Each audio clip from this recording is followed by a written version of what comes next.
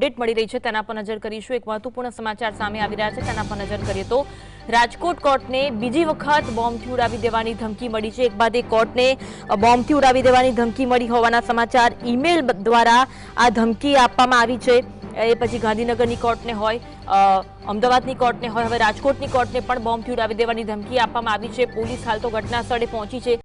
દરેક પાસાની તપાસ કરવામાં આવી રહી છે। બોમ્બ સ્ક્વોડ ડોગ સ્ક્વોડની ટીમ દ્વારા તમામ સામાનનું ચેકિંગ કરવામાં આવી રહ્યું છે। કોર્ટ પરિસરને ખાલી કરાવી દેવામાં આવી છે અને તમામ ખૂણા ખૂણાની તપાસ કરવામાં આવી રહી છે। કોઈ પણ શંકાસ્પદ વસ્તુ દેખાય તો તેનો નાશ કરવામાં આવી રહ્યો છે।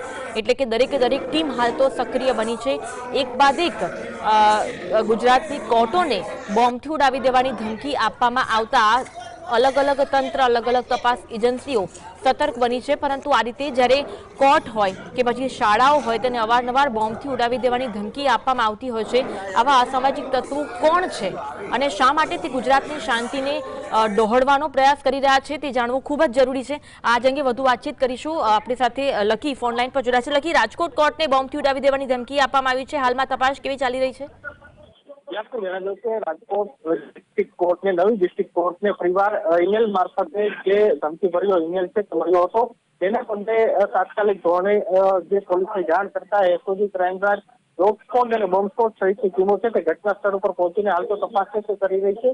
તમામ માળ ઉપર જે ડોગ સ્ક્વોડની અને બોમ્બ સ્ક્વોડની ટીમ છે તમામ જે બેગ જે પડ્યા હોય તેને પણ તપાસ છે તે કરવામાં આવી રહી છે। પરંતુ અત્યાર સુધીમાં કોઈ પણ પ્રકારની સંદિગ્ધ વસ્તુઓ છે મળી નથી આવી। અગાઉ પણ જે આ પ્રકારે ઈમેલ છે તે મળ્યો હતો જેને લઈને પણ પોલીસ છે તે સતર્ક થઈ હતી અને તાત્કાલિક ધોરણે કાર્યવાહી કરી જે તપાસ છે તે હાથ ધરવામાં આવી હતી।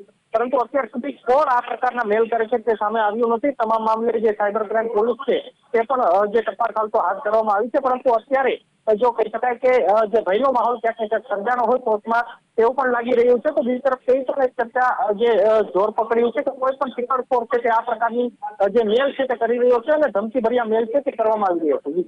જી આભાર લકી, જોડાવા માટે અને માહિતી આપવા માટે। રાજકોટ કોર્ટને બોમ્બથી ઉડાવી દેવાની ધમકી મળતા જ તપાસ તેજ કરવામાં આવી છે।